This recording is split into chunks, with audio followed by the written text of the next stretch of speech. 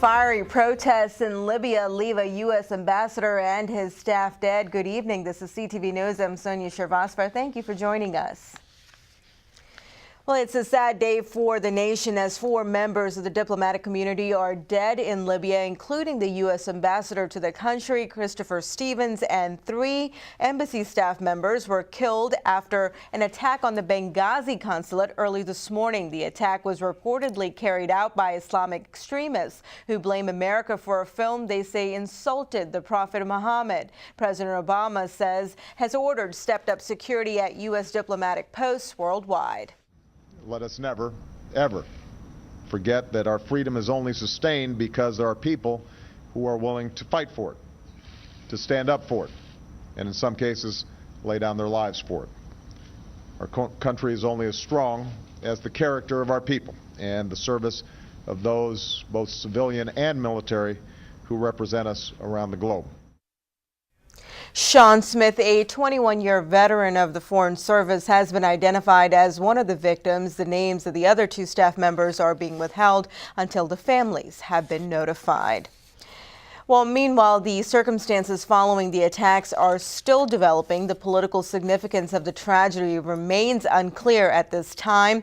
According to a retired military officer, President Obama should continue his efforts to support the Libyan government despite the killings. I believe that the president has the right idea to address each one of these issues for what they are and to work with the governments to make sure that in a case like this, the governments take the initial lead, but be there to support them as we bring these perpetrators to justice. On the other side of the coin, these things will probably continue for a while because terrorism is not going to go away overnight. It didn't start overnight. It won't go away overnight. So we've got to be ready through our national security efforts and our homeland security to address it wherever it rears its ugly head. Now, President Obama, along with the Secretary of State Hillary Clinton, have praised the fallen ambassador and his staff for their service amidst opposition. Well, a day after a Central High School student was shot and killed, many questions remain, including who may have done it and why. 18-year-old Markel Ross was walking to school when he was gunned down.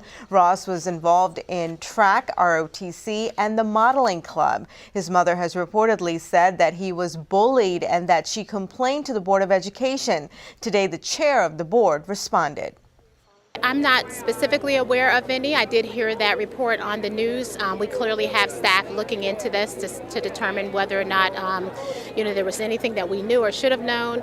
I think the mother also indicated that, to her knowledge, the kids that were supposedly bullying her son had left the area. I'm not sure. So we just I don't have at this time any specific information regarding that. The school district released a statement saying it was saddened beyond measure by the shooting and Ross's death. Meantime, a teen shot on the first day of school in Baltimore County heads home after 2 weeks in the hospital. 17-year-old Daniel Borowy, who has Down syndrome, has a bruised lung and a fractured rib along with other injuries. The Perry Hall High School student underwent several surgeries and will return to the Shock Trauma Center for follow-up care. 15-year-old Robert Gladden Jr. fired twice in the school cafeteria. One of the bullets struck Borowy. Gladden has been charged as an adult with attempted murder and assault. He's scheduled for a bail review tomorrow. West Nile virus is spreading throughout the state. This according to the Department of Health and Mental Hygiene. The total number of residents affected by the disease is now 25 and the death toll is 2.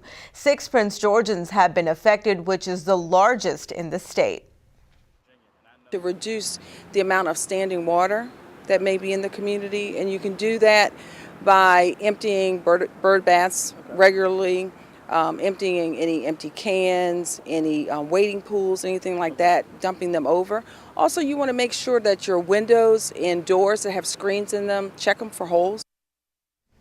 The department is urging residents to avoid areas of high mosquito activity, limit outdoor recreation, and use EPA-registered insect repellent when outside. And you're watching CTV News. I'm Sonia Shervasvar.